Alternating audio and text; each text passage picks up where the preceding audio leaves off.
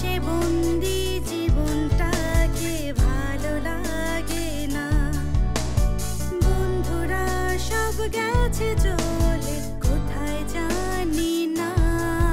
মনে পড়ে তাই হাতটা বাড়াই, বন্ধু তোমারই খোঁজে, বন্ধু তোমারই খোঁজে। রাজনৈতিক এবং সামাজিক বা বৈশ্বিক নিয়মে পৃথিবীর বিভিন্ন দেশে সীমারেখা দিয়ে ভাগ করা আছে, কিন্তু বন্ধুত্ব বোধহয় এমন একটি সম্পর্ক যেখানে কোনো সীমারেখা নেই, যেখানে কোনো ধরনের বাছবিচার কিংবা বৈষম্য নেই। সেই বন্ধুত্বের আহ্বানে আমি ইভান সাহেব শুরু করছি আজকের বন্ধু তোমারই খোঁজে। প্রিয় দর্শক, আজ আমাদের যে মানুষটি অতিথি, তিনি আমাদের সবার প্রিয় শিক্ষক, শ্রদ্ধেয় শিক্ষক, প্রাবন্ধিক এবং গবেষক বিশ্বজিৎ ঘোষ। চলুন দর্শক, আমন্ত্রণ জানাই আজকের অতিথিকে এবং তার কাছ থেকেই তার বন্ধু এবং বন্ধুত্বের দিনগুলো আপনাদের সামনে তুলে ধরব। স্যার কেমন আছেন? ভালো আছি, আপনারা ভালো আছেন? খুব ভালো আছি স্যার। আপনাকে একেবারে প্রকৃতির মাঝখানে নিয়ে এলাম এবং আমরা আজকে ভালো লাগছে, পরিবেশটা খুবই সুন্দর। হ্যাঁ, এবং এই সুন্দর পরিবেশে বসে আপনার জীবনের বন্ধুদের গল্পগুলো একটু শুনতে চাইবো। আপনার বন্ধু যারা ছিল তাদেরকে কতটা এখন মনে করা হয় বা আদৌ মনে করা হয় কি না? এক জীবনে বহু বন্ধু আসে, কোনো কোনো বন্ধু টিকে যায়, আবার জাগতিক নিয়মেই কেউ কেউ হয়তো হারিয়েও যায়, কিন্তু বন্ধুত্বের কথা তো সবসময় মনে থেকে যায়। আমার জীবনেও এরকম বহু বন্ধু এসেছে, শৈশবের বন্ধু, কৈশোরের বন্ধু, ছাত্র জীবনের বন্ধু, এখন পেশাগত বন্ধু, নতুন বন্ধু হয়েছে। এবং জীবনের চলার পথে কখনো যে জায়গায় বড় হয়েছি সেই জায়গা থেকে বিচ্ছিন্নতা ঘটে গেছে, নতুন জায়গায় দাঁড়িয়েছি, নতুন জায়গা থেকে একসময় বিচ্ছিন্নতা ঘটে যাবে এবং একসময় জাগতিক বিচ্ছিন্নতাই ঘটে যাবে, খুব স্বাভাবিক। তারপরেও এই জীবনে বহু বন্ধু এসেছে এবং বন্ধুত্বের যে জায়গাটা সেটা সবসময় মনের মধ্যে কাজ করে। ওই জায়গাটা থেকে আসলে কেউ বিচ্ছিন্ন হতে পারে না, কখনোই সম্ভবপর নয়। স্যার, সেই বন্ধুদের কথাগুলি শুনতে চাই, একেবারে ছোটবেলা থেকেই শুরু করতে চাই। সেই বরিশালের কামারকাঠি, স্কুলেও যাওয়ার আগেও এক ধরনের বন্ধুত্ব তৈরি হয়, একেবারে খেলার সাথে। অবশ্যই মনে আছে? মনে আছে। একটু নিজের কথা, অতীতের কথা বলি, যেহেতু জিজ্ঞাসা করলেন। তো আমার দাদু ইউনিয়ন পরিষদের চেয়ারম্যান। তো আমাদের স্কুলে তখন কোনো হাই স্কুল ছিল, গ্রামে কোনো হাই স্কুল ছিল না। দাদুকে গ্রামবাসী বললেন যে আপনাদের এই দোতলা বাড়িটা, এইটা আমরা স্কুল করতে চাই, আপনারা এটা ছাড়তে পারেন কিনা বলেন। তো দাদু মুখের দিকে নাকি তাকিয়ে বলেছেন, আমি তার শুনিনি, পরে শুনেছি বাবার কাছে, যে আমার বাড়িটা কি স্কুল করবা, আমি থাকবো কই? বলছে সেটা আপনার বিষয়। তখন বলছে আচ্ছা ঠিক আছে, তো এত বড় দাবি যখন করতে পারলে তখন আমি স্কুল ছেড়ে দেবো, আমি স্কুলের জন্য বাড়ি ছেড়ে দেবো, কিন্তু আমাকে 2টা মাস সময় দিতে হবে। একদম বাড়ির সঙ্গে, স্কুলের সঙ্গেই তিনি বাড়ি করলেন। সেখানেই আমরা ভূমিষ্ঠ হয়েছি, সেখানেই বড় হয়েছি। এবং স্কুল, এই যে বাড়ি এবং স্কুলটা এত একেবারে একটাই বাউন্ডারি বলা যায় থাকার ফলে শৈশব থেকেই আমি দেখেছি ছাত্রছাত্রীদের একদম আমাদের বাড়িতে আসছে, নানা রকম ছাত্রছাত্রী আসছে, শিক্ষার্থী আসছে, যোগাযোগ হচ্ছে। এই ফাঁকে ফাঁকেই বন্ধুত্বের জায়গাটা তৈরি হলো। পাড়ার যে বন্ধু, এলাকার যে বন্ধু, তাদের মধ্যে অশোক, শিবু, অরুণ, হারুন, এরা ঘনিষ্ঠ হয়ে পড়তে থাকলো। তবে এদের মধ্যে বিশেষভাবে আমি বলবো যে অরুণ এবং অশোক বেশি বন্ধুত্ব হলো। অরুণ মারা গেছে, পৃথিবীতে নেই। অশোক দেশে নেই, তিনি অন্য দেশে নিজে মাইগ্রেট করেছেন, কিন্তু মনের মধ্যে অরুণ বেঁচে আছে, জেগে আছে। এবং তার একটি সূত্রপাত আছে। ঘটনাটি ঘটেছে এই যে আমাদের গ্রামে একেবারে একটি খেলাঘর ছিল, অরণি খেলাঘর আসর। এই খেলাঘরের সঙ্গে কাজ করতে গিয়ে তখনও বুঝি না এটা কী জিনিস, কিন্তু দেখি যে প্রতি সপ্তাহে আমার বড় ভাই সেখানে বসে, অনেকের সাথে কথা হয়, কবিতা পাঠ করা হচ্ছে, কেউ ছড়া লিখেছে, কেউ আলোচনা হচ্ছে। এই শৈশব থেকে থেকে দেখে দেখে দেখে দেখে মনে হলো যে এইটা। এবং ওই সূত্রেই আমাদের ওই খেলাঘরের জন্য দেয়াল পত্রিকা করা হতো। এই দেয়াল পত্রিকা দেখে তাকিয়ে থাকতাম, কি হচ্ছে, সুন্দর করে লিখছে, হ্যাঁ চমৎকার। এই লিখতে লিখতেই হয়তো কালিটা এগিয়ে দেয়া, হয়তো তুলিটাকে একটু পরিষ্কার করে দেয়া, কলমটাকে কোনোভাবে সেটা সাথে থাকা। এই সত্যিই অরুণের সাথে বন্ধুত্ব হলো। অরুণের ছোট ভাই ছিল বাঘা, তার নাম বাঘাও মারা গেছে, সেও নাই, তার সাথে বন্ধুত্ব হলো। এবং আমার মনে আছে তখন এই খেলাঘর সূত্রে আমরা দাবা খেলা শিখলাম প্রথম। ওই বয়সে আমরা দাবা খেলা শিখলাম এবং আমাকে প্রথম দিন দাবা শেখালো বাঘা এবং গরুমারা বিদ্যা বলে একটা কথা আছে। পরে আপনার আমি সাথে পরের গেমই তাকে হারাতে শুরু করলাম। আমি প্রথম গেমই শিখে গেলাম, তা যে আমাকে শিখিয়েছে পরের গেম থেকে তাকে আমি হারাতে শুরু করে দিলাম। দাবা একসময় খুব খেলতাম এবং এই দাবা খেলার সূত্রে আমাদের বন্ধুত্ব হলো। আচ্ছা স্যার, সেই বন্ধুত্বের আরো গল্পগুলো নিশ্চয়ই শুনবো, কিন্তু একটু হাঁটতে হাঁটতে শুনি চলুন। আমাদের পাড়ায় যাদের শৈশব থেকে যাদের সাথে বন্ধুত্ব হলো, অশোক, শিবু, অরুণ, স্কুল জীবনেও তাদের সাথে পড়ালেখা, ফলে ওরাই আমার বন্ধু স্কুল জীবনেরও। আমাদের গ্রামের এই যে যারা আমরা একসাথে পড়ালেখা করছি, আমাদের দুটো স্মৃতি আমার খুব বন্ধুদের সাথে। একটা ছিল সরস্বতী পূজা উদযাপন। স্কুল ঘরে আমাদের সরস্বতী পূজা হতো এবং সেই পুজোয় আমরা ফুল চুরি করাই বলি শব্দটা, এই বাড়ি থেকে চুরি করে ফুল আনা, ওই জিনিসটি আনা, মঞ্চ তৈরি করা, প্রতিমা আনা, এই কাজগুলো আমরা খুব সবাই মিলে, বন্ধুরা ওই সত্যিই কিন্তু অশোক, শিব, অরুণের সাথে বন্ধুত্বটা আরো গাঢ় হয়েছে। অন্যদিকে আমাদের স্কুলে প্রতি বছর ঈদে মিলাদুন্নবী পালিত হতো। এইটা খুব মনে আছে আমার। আমাদের প্রধান শিক্ষক ছিলেন মোহাম্মদ হাবিবুল্লাহ স্যার, মান নাই পৃথিবীতে। হাবিবুল্লাহ স্যার এটা আমাদের খুব উৎসাহ দিতেন মিলাদুন্নবী করার জন্য, এবং তিনি সবসময় একটা কাজ করতেন, একটা রচনা প্রতিযোগিতা। আমি প্রতিবার অংশগ্রহণ করতাম এবং আমার এক স্কুল জীবনের যে বন্ধু, যে এবার নতুন ঢুকছে, যে আগে ছিল না শৈশবের, তার নাম শামসুল হক। এই শামসুল হকের সঙ্গে আমার একটা নিবিড় সম্পর্ক হলো এই রচনা প্রতিযোগিতা সূত্রে। তার বাড়ি থেকে আমি মোহাম্মদ সম্পর্কে, নবীজি সম্পর্কে বইপত্র আনতাম। ওর বাড়িতে অনেক বই ছিল। আমি বিশ্বনবী বই প্রথম ওর বাড়ি থেকে এনেছি, গোলাম মোস্তফার বিখ্যাত বই বিশ্বনবী, ওখান থেকে এনে এটা আমি পড়েছি এবং রচনা প্রতিযোগিতায় আমি প্রতি বছরই প্রথম হতাম রচনা প্রতিযোগিতায়। হ্যাঁ, এবং স্যার বলতেন, হেডমাস্টার স্যার, দেখ তোমরা কিছু পাচ্ছ না, ও অন্য ধর্মাবলম্বী হয়েও সে প্রথম হয়ে যাচ্ছে। এটা আমার এখনও মনে আছে স্যারের কথা। তো এই সূত্রে শামসুল হকের সাথে আমার গাঢ় বন্ধুত্ব হলো। আমাদের বাড়িতে ও বহুদিন থেকেছে, ওর বাড়িতে আমি থাকতাম, কখনো মায়ের বকুনিও খেতাম, কিন্তু ওই সব কিছু উপেক্ষা করেছি বন্ধুত্বের কারণে। এই সময় আর একটা কথা, আস্তে আস্তে আমরা উপরের ক্লাসে উঠলাম। 1971 সাল এলো। 71 সালের আগে আমাদের ঠিক উপরের ক্লাসে দুজন বন্ধুর সাথে আমার খুব সম্পর্ক হলো, রতন এবং পটল। ওরা এক ক্লাস উপরে, কিন্তু গভীর সম্পর্ক হলো। এর মধ্যে পটল যে, ও খুব ভালো ফুটবল খেলতো।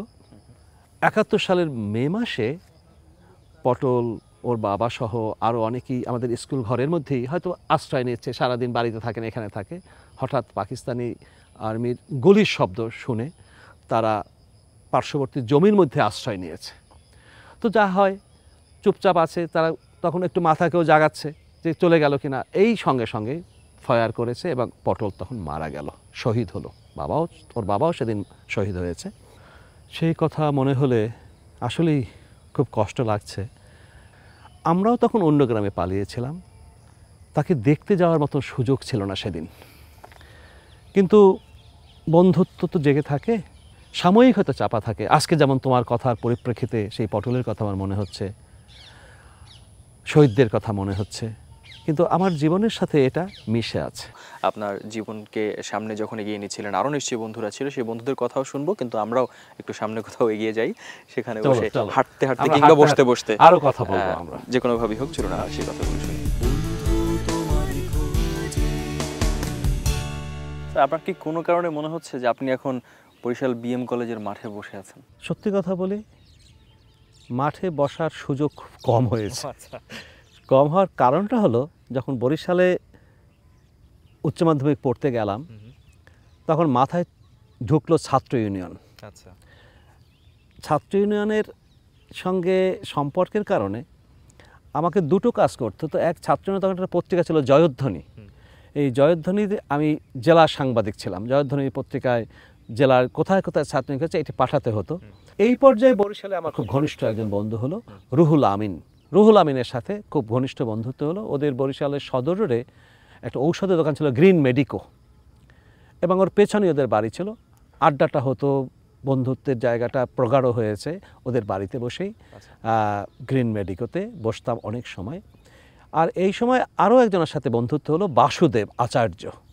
ওর বাড়ি ছিল বরিশালের উজিরপুরে। একসাথে সিনেমা দেখা। যেদিনকে স্কলারশিপের টাকাটা পাওয়া যেত সে তার 3 দিন 4 দিন পর আমাদের দেখে কে এই সিনেমা দেখা। বরিশাল শহরের সোনালী, বিউটি, কাকলি এই 3টা সিনেমা হল ছিল তখন। আমরা তন্ন তন্ন করে, এমন আছে যে সন্ধ্যায় ঢুকতাম আর রাত 12টায় বেরোতাম, 3টা একবারে একদিনে 3-4টা শো দেখতাম। আর এই বরিশাল কলেজের একটা অদ্ভুত স্মৃতি যে ওখানে এখনও একটি তমাল গাছ আছে, যে তমাল গাছটা নিচে জীবনানন্দ দাশ নিজে বসতেন, আমরা ওখানে গিয়ে বসতাম। এই সময় ঠিক বন্ধুই বলবো কিন্তু একটু অগ্রজ, তিনি নেতৃস্থানীয় রঞ্জন কর্মকার, এখন স্টেপস টুয়ার্ডস ডেভেলপমেন্ট বলে যেটি তার তিনি মূল স্বত্বাধিকারী। এই রঞ্জনদার সাথে আমার একটা গভীর বন্ধুত্ব হলো।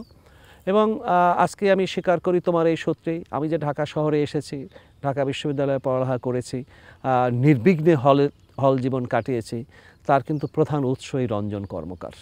কোন সময়ের কথা? এটা হচ্ছে 1976-77 সাল। হ্যাঁ, আমি ঢাকা বিশ্ববিদ্যালয়ে ভর্তি ছিলাম 76 সালে, এটা 77 সালের কাহিনী। এই সময় ঢাকা বিশ্ববিদ্যালয়ের আগে আবার আমি যদি বরিশালে যাই, তো বরিশালে এই বন্ধুত্বের জায়গাটা দৃঢ় হলো, ঘনিষ্ঠ হলো ছাত্র ইউনিয়ন সূত্রে। তখন এই রঞ্জন কর্মকার, আনোয়ার হোসেন এখন বেঁচে নেই, বরিশাল জেলা ছাত্র ইউনিয়নের সভাপতি ছিলেন। নেয়ামতুল্লাহ বলে একজন ছিলেন, তার সাথেও ঘনিষ্ঠতার সম্পর্ক হলো। এখন নেয়ামত ভাই এখনও কমিউনিস্ট পার্টির সাথে আছে, সিপিবি যেটা বাংলাদেশের কমিউনিস্ট পার্টির সাথে তিনি আছেন। এভাবে অনেকের সাথে বন্ধুত্ব হলো। এবং একটা পর্যায়ে যারা একসাথে উচ্চ মাধ্যমিক পড়ছি তাদের সাথে কিন্তু হলো না বন্ধুত্বটা। আমার বন্ধুত্বের সীমানাটা ওই ছাত্র সংগঠনের দিকে চলে গেল। এই সময় আরেকজনের সাথে বন্ধুত্ব হলো খুব গভীর। আমার বন্ধুদের আমার বান্ধবাগ্য ভালো না মনে হয়, সেও মারা গেছে, মুজিবর নাম। ও আমার যে উপজেলা বাড়ি স্বরূপকাঠি, সেই স্বরূপকাঠিরই মানুষ। দীর্ঘকাল সেই বন্ধুত্ব আমাদের টিকেছিল, কিন্তু সেও আজকে প্রায় বছর 15 হয়ে গেল মারা গেছে। এই বন্ধুত্বের মধ্যেও একটি বন্ধুত্বের কথা আমার খুব তীব্রভাবে মনে পড়ে। ওই যে একটু আগে বললাম বন্ধুভাগ্য ভালো না, সেই গল্পটি করি। আমরা উচ্চ মাধ্যমিক পরীক্ষার ফর্ম ফিল আপ করলাম, এটি 1975 সালের এপ্রিল মাস। সেদিন দেখলাম আমরা সবাই ফর্ম ফিল আপ করছি, কিন্তু আমার বন্ধু নারায়ণ আসেনি। আমরা আমাদের মতন করে ফর্ম ফিল আপ করে শেষ করে ফেলেছি। বিকেলে ওই বাসুদেব যার কথা বলেছি, আমরা 3-4 জনে মিলে নারায়ণের বাড়িতে গেলাম।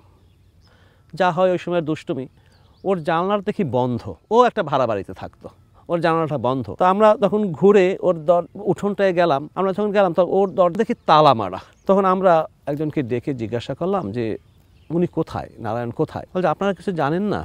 কেন? তো গত রাত্রে মারা গেছে। কি বলেন আপনি? বলছে উনি গত রাত্রি হঠাৎ অকস্মাৎ মারা গেছেন। এই ঘন্টা 2 আগে ওনার ডেড বডি ওনার এক আত্মীয় এসে বাড়িতে নিয়ে চলে গেছে। আপনার কথা শুনতে শুনতে আমি একটা ব্যাপারে ভাবছিলাম যে সেই মানুষগুলো নেই, কিন্তু আজও সেই বন্ধুত্বকে ধারণ করে এই যে আপনি তাদেরকে বাঁচিয়ে রাখছেন। বন্ধু এই কারণে অনেক বেশি দরকার। তারপর ঢাকা বিশ্ববিদ্যালয়ের বন্ধুত্বের কথা শুনবো, তবে স্যার আমার ইচ্ছে করছে যে আমরা একটু জায়গাটা পাল্টে নেই। মন্দ হয় না, আমরা যে জায়গায় বসেছি জায়গাটা খুব সুন্দর, কিন্তু এর চাইতেও তো সুন্দর জায়গা থাকতে পারে। আমরা একটু সামনের দিকে যাই, দেখা যায়। বলে না হাওয়া বদল করা, আমরা জায়গা বদল করি। তোমারই খোঁজে বন্ধু, তোমারই খোঁজে। সে বিশ্ববিদ্যালয়ের কথাই শুনতে চাই, তবে ছাত্র জীবনে যখন সেই সময়ের বন্ধুদের কথা এবং সেই সময়ের বন্ধুরা আসলে কি কি করতেন, মজার মজার কোনো স্মৃতিও আছে কিনা? আসলে ছাত্র জীবনে তো সবার জীবনেই একটা দুষ্টুমির জায়গা থাকে, এবং এই দুষ্টুমির জায়গাগুলো খুবই আনন্দের, কখনো কখনো কষ্টেরও বটে। যেমন এখন একটা আমার কথা মনে হচ্ছে, সেটি এই, আমরা যখন ক্লাস 7-এ পড়ি তখন ওই অরুণ, শ্যামল, শিবু, শামসুল ইত্যাদি সবাই মিলে আমরা মোটামুটিভাবে একটু অতিষ্ঠ হয়ে পড়লাম। একবার দেখা গেল যে আমাদের গ্রামে খুব পক্স দেখা দিয়েছে। আমাদের যে এলাকাটা, পাড়াটা একটু হিন্দু অধিবাসী বেশি, মুসলিম অধিবাসীরা অপর পাড়া একটু দূরে। তো হিন্দু অধিবাসীরা দেখতাম সন্ধ্যাবেলায় প্রতিদিন ওই মৃদঙ্গ, খোল, করতাল নিয়ে বেরোতো। বাড়ির যারা বয়স্ক তারা বলছে তোমরা ওই গানের সঙ্গে জড়ো, তোমরাও যাও সবাই, নাহলে বিপদ হবে, পক্স হতে পারে। তা আমাদের পড়ালেখা আছে, আমাদের আছে, কি এই গান বাজনা করে ভালো লাগছে না, তো কি করা যায়? তা তা আমরা খুব দুষ্টুমি করলাম আমাদের ওই গ্রামে একটা শীতলা খোলা ছিল, ওখানে শীতলা পুজো হয়। শীতলা হচ্ছে ইন্ডিয়ান রিচুয়ালস অনুযায়ী, হিন্দু মানে ভারতীয় যে পুরাণ সে অনুযায়ী পক্সের দেবী। তিনি পক্স ওঠান, তিনি পক্স কমিয়ে দেন। আমাদের হলো রাগ, ওই বয়সেই বুঝেছি এর সাথে আসলে কিছু সম্পর্ক নাই। আমরা সবাই মিলে দুষ্টুমি করে ওই শীতলা খোলায় আগুন দিয়ে দিয়েছি, দেখি আমাদের কি হয়। এই কথা যখন মা টের পেলো তখন তোরা সব মারা যাবি। কেন? তোমাদের এখনই এখনই পক্স উঠবে। এখন মনে হয় যে মানুষের আবেগের সাথে কখনো এই কাজ করা উচিত নয়, যে যার বিশ্বাস নিয়ে থাকতে চায়। এবং সেই বয়সে হয়তো তো এই বোধটা তৈরি হয়নি, কিন্তু মানুষের বিশ্বাসকে ভাঙতে নাই, মানুষের বিশ্বাসকে আঘাত করতে নাই, মানুষের আবেগকে শ্রদ্ধা জানাতে এখন হয়তো বুঝি, সেই সময় বুঝিনি। এটা আমার এখনো মনে হয় কখনো কখনো। কিন্তু স্যার, বিশ্ববিদ্যালয় জীবনে আপনার এই পড়াশোনা, নিজের যে কাজ, সেই সব কিছুর বাইরে বন্ধুরা মিলে কি করতেন, মানে সেই সময়গুলো কিভাবে কাটতো? খুব ভালো কথা বলেছো। ঘাসের উপরে আড্ডা দেয়া, শরীফ মিয়ার ক্যান্টিন, সেখানে চা না খেলে তো দিন কাটতো না। ওখানে গিয়ে এই যে আমাদের যারা বন্ধু ছিল, তুমি হয়তো কাদের নাম জানো, রুদ্র মোহাম্মদ শহীদুল্লাহ কবি মারা গেছেন, জাফর ওয়াজেদ অসাধারণ বড় কবি হতে পারতেন। এখনও যে বড় কবি নয় তা বলবো না, কিন্তু নিজেকে যেন গুটিয়ে রাখতে চাইলো। আমাদের একজন বন্ধু এখন বিদেশেই ঘোরে, তার অনেক ভ্রমণ কাহিনী আছে, মইনুস সুলতান। আমার খুব ঘনিষ্ঠ বন্ধু মইনুস সুলতান। আমাদের ঘনিষ্ঠ বন্ধু সলিমুল্লাহ খান। আমাদের বন্ধু ছিল জাহাঙ্গীর, এখন অস্ট্রেলিয়াতে আছে। জাহাঙ্গীরের কথা মনে হয়, আমরা আড্ডা দিয়েছি, গল্প করেছি। আমার আজকে মনে হয় তোমার সঙ্গে এই কথা বলতে বলতে আমার মনে হচ্ছে যে বন্ধুত্বের কথা মনে হলে, বন্ধুত্বের কথা ভেতর থেকে জাগলে আমার মনে হয় শুশ্রূষাটাই বড় হয়ে দাঁড়ায়। কষ্ট নয়, বেদনা নয়, কোথায় যেন একটি শুশ্রূষা, আশ্বাস, ভালোবাসা, আবেগ, এটি যেন পেয়ে যাই। স্যার, আপনি সেই বিশ্বাস এবং স্বস্তির কথা বলছিলেন। আমরা কোনো একজন বন্ধুকে আপনার পাশে একটু বসিয়ে সেই স্বস্তির সময়টা তৈরি করতে পারি কিনা সেই চেষ্টাটা করব। তো দেখা যাক। চলুন স্যার, আমরা একটু সামনে যাই। এর আগে বলছিলাম যে একটি চমকের কথা বলছিলাম, আপনিও বলছিলেন যে কেউ না কেউ তো আছে। আমরাও বলতে চাই আপনার পাশে এসে দাঁড়াবার জন্য, কথা বলবার জন্য, আড্ডায় যোগ দেওয়ার জন্য আপনারই কোনো বন্ধু, মানে কেউ না কেউ এখন আছে। খুব মজার হতে পারে একটা জিনিস, দেখি তুমি কি চমক দিতে। তিনি আমাদের প্রিয় শিক্ষক, আপনার খুব কাছের বন্ধু। আমরা তাকে স্বাগত জানাই। Please welcome. তোমাকে কাণ্ড করেছে। স্যার কেমন আছেন? স্যারকে আমরা অতিথি হিসেবে পেয়েছিলাম, এবং স্যার যেরকম চির সবুজ মানুষ, আজকে সবুজ রঙের পাঞ্জাবিতে আরো বেশি সবুজ লাগছে। তোমার এই পাঞ্জাবি কি তুমি একাই পরবা, আর অন্য মানুষ করতে পারবে না? এটা আমাদের যে একজন শিক্ষক আছে যে এরকম পাঞ্জাবি পরলে বলে যে এটা কি কোম্পানি একটাই বানিয়েছে। আমাদের ধারণা ভালো লাগছে, তোমাকে দেখে আমার খুব ভালো লাগছে। তুমি সত্যি সত্যি চমক সৃষ্টি করেছো। আচ্ছা, ধন্যবাদ। স্যারের সাথে একটু কথা বলতে চাই দুজনের বন্ধুত্ব নিয়ে, দুজনের বন্ধুত্বের বিষয়ে। কবে থেকে স্যার শুরু হলো এই বন্ধুত্ব? ডক্টর বিশ্বজিৎ ঘোষ এবং আমরা একই বিভাগ, যেটা বলা যায় বাংলা বিভাগ। আমরা সমসাময়িক, কিন্তু বিশ্ববিদ্যালয় ভিন্ন। আমি জাহাঙ্গীরনগর বিশ্ববিদ্যালয়ে, ডক্টর বিশ্বজিৎ ঘোষ ঢাকা বিশ্ববিদ্যালয়ে। ডক্টর বিশ্বজিৎ ঘোষ তার ছাত্র জীবন থেকেই কিন্তু আমাদের দৃষ্টি আকর্ষণ করেছে, তার মেধায়, তার মননে, তার চিন্তায়। ছাত্র জীবন থেকে বিশ্ববিদ্যালয়ের শিক্ষক হওয়ার পরে আমাদের এই যোগাযোগগুলো আরও বৃদ্ধি পায়, সেটা একাডেমিক্যালি, সেটা পারিবারিকভাবে, সেটা ব্যক্তিগতভাবে, এবং কখনো কখনো একান্ত প্রয়োজনীয়। সেই প্রয়োজনটা হচ্ছে যে আমি যদি কোনো সমস্যায় পড়ি, যে কোনো বানান হতে পারে, সেটা কোনো ভাষাগত হতে পারে, কোনো রেফারেন্স হতে পারে, আমি কিন্তু তৎক্ষণাৎ আমি প্রথমেই ফোন করি ডক্টর বিশ্বজিৎ ঘোষকে। অর্থাৎ আমার কাছে তখন আর ডিকশনারি দেখার প্রয়োজন মানে মনে হয় না আমার কাছে। ফলে এই যে একজন মানুষ যে আমাকে বন্ধু বলে স্বীকার করে, এটা ভাবতেও ভালো লাগে না। এটা আমি বিশ্বজিতের সামনে বলছি না, আমি বলছি যে এটা ওভারঅল বিশ্বজিৎ ওরকম একজন মানুষ যে যার সাথে বন্ধুত্বটা খুব টেকসই হয়। টেকসই এই কারণে যে একজন নিশ্চয়ই বিশ্বজিৎ ঘোষ, যেটা আমি জানি, যে একজন উদার মতবাদের মানুষ। কোনো পরমতের প্রতি কখনো অসহিষ্ণুতা তার মধ্যে প্রকাশ ঘটেনি, এবং সবসময় নিজের যুক্তির উপরে তিনি অটল থাকেন, এবং যদি কখনো যুক্তি না মেলে কারোর সাথে, কোনো বিরোধে যান না, চুপ করে যান। এটা একটা। আরেকটা হলো যে আমাদের বিভাগেরও বন্ধু ডক্টর বিশ্বজিৎ ঘোষ। আমাদের বিভাগের বন্ধু এই কারণে যে আমাদের প্রতিটি বিভাগের প্রতিটি ইয়ারের বলা যেতে পারে বিভিন্ন সময়ে পরীক্ষক থাকেন, খাতা দেখেন, এক্সটার্নাল হয়ে আসেন। আসলে আমাদের বন্ধুত্ব তো সেই সূত্রে হয়েছে। তারপরে তিনি আমাদের পিএইচডি পরীক্ষক আছেন। সব কিছু মিলিয়ে আমরা দেখেছি যে একজন মানুষ যার উপরে নির্ভর করা যায়, ফলে যার জন্যে এই বন্ধুত্বের বয়সও তো অনেক হলো, একেবারে যে কম তা নয়, এটা যুগোত্তীর্ণ বলতে পারি আমরা, যুগোত্তীর্ণ। স্যার, আমার কাছে মনে হয় যে এটা খুবই একটা দারুণ মুহূর্ত, বিশেষ করে আপনাদের ছাত্রছাত্রী যারা আছে তারা, বা আমরা ছাত্রছাত্রী যারা আছে, আমরা দূর থেকে ভাবি আচ্ছা স্যাররা তো সবসময় আমাদেরকে একটু বকাঝকার মধ্যে রাখে বা দেখলে একটা অন্যরকম লাগে, তারা নিজেরা বন্ধু হলে তখন কি করে, তারা আসলে তাদের বন্ধুত্বের বাইরের সময়টা কিভাবে কাটায়। আমি সেই সুযোগটা ছাড়তে চাই না যে কাজের বাইরে নিজেরা বন্ধু যখন একেবারে বন্ধু হয়েই কথা বলছেন, আড্ডা দিচ্ছেন, বা সেই সময় কি করেন। এই বিষয়টা হলো যে এই বিষয়টা যে ডক্টর বিশ্বজিৎ ঘোষ, আমার মনে হয় যে তার ডিকশনারিতে খারাপ কথাটা নাই। ওই অর্থে যেভাবে খুব একান্ত হলেও যে কথাগুলো বলে, অনেক সময় আমি বলি, কিন্তু আমি বিশ্বজিতের মুখে এরকম কোনো কথা শুনি নাই। আরেকটা হলো যে একটা হলো যে প্রকাশ্য যারা ছাত্রছাত্রীদের প্রত্যেকের তো একটা আড়াল থাকে, প্রত্যেকেরই কিন্তু একটা এই বিশেষ ব্যবস্থা থাকে যে তার পরিবেশ পরিস্থিতি, এই কাণ্ডজ্ঞান যেটাকে বলে, আমরা যদি বলি যেটাকে কাণ্ডজ্ঞান বলে, এই কাণ্ডজ্ঞান পরিপূর্ণ মাত্রায় আছে বলেই কিন্তু বন্ধু হিসেবে বিশ্বজিৎ ঘোষ খুবই অনন্য। কিন্তু স্যার আমি এটা একটু জানতে চাই যে একই সাথে কাজ করতে গিয়ে কখনো কি একটু মতের বিরোধ যখন হয় তখন আসলে অবস্থাটা কি হয়, সেটা আবার ওভারকাম কিভাবে করেন? না, প্রায়শই হয়, ওই ক্ষেত্রে প্রায়শই, অনেক সময় হয়, অনেক সময় হয় না। আমাদের মতের বিরোধটা আসলে সাহিত্য কেন্দ্রিক পারে। হয়তো একটা নাটক সম্পর্কে তার একরকম ব্যাখ্যা, আমার একরকম ব্যাখ্যা, কিন্তু শেষ পর্যন্ত আবার দুজনের ব্যাখ্যাকে কিন্তু একজনের শ্রদ্ধা জানাচ্ছে, কারণ এখানে তো কত স্বতঃসিদ্ধ না, এক আর এক দুই তা তো নয়। এটা আমার কাছে ভালো লাগছে, তার কাছে ভালো লাগছে, আর একটা তার প্রোডাকশন এটা ভালো লাগছে, আমার হয়তো ওই প্রোডাকশনটা এই জায়গাটা ভালো লাগছে না, তার হয়তো এই লাইট ইঞ্জিনিয়ারিংটা ভালো লাগছে, সাউন্ড আমার হয়তো, এই জাতীয় মত তো থাকবেই। পৃথিবীর সকল মানুষ একই কথা ভাববে, দুই বন্ধু একই কথা ভাববে, এটা ভাবার কোনো কারণ নেই। ভিতরে কি একটা কম্পিটিশন কাজ করে না, একটু ছাপিয়ে যাওয়ার?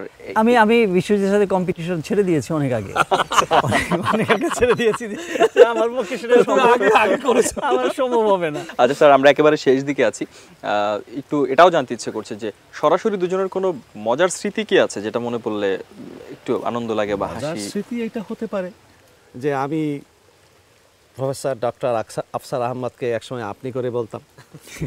একদিন আমরা খিলগাঁওয়ে তার গাড়িতে করে আমরা দুজন যাচ্ছি, এটা অনেক দিন হলো, তখন আমিই প্রস্তাব দিয়েছিলাম যে আমরা আর কতকাল আপনির মধ্যে থাকবো, এবারে কি তুমিতে আসা যায় না?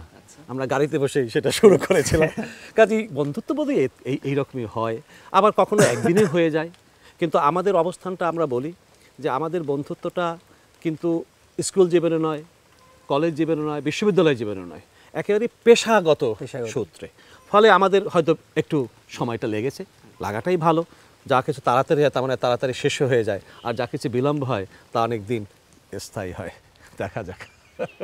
এই বন্ধুত্ব এমন করে অমলিন থাকুক, বেড়ে উঠুক, এরকম চিরসবুজ থাকুক। আপনাদের দুজনের এই বন্ধুত্বের প্রতি এরকম আবেদন ধরে রেখে অনুষ্ঠান থেকে আমরা বিদায় নিতে চাই। দুজনকে অসংখ্য ধন্যবাদ। নিশ্চয়ই আবারও অন্য কোনো বিষয় নিয়ে কিংবা আবারও নতুন করে দুজনের সাথে কথা হবে। তোমাকেও ধন্যবাদ।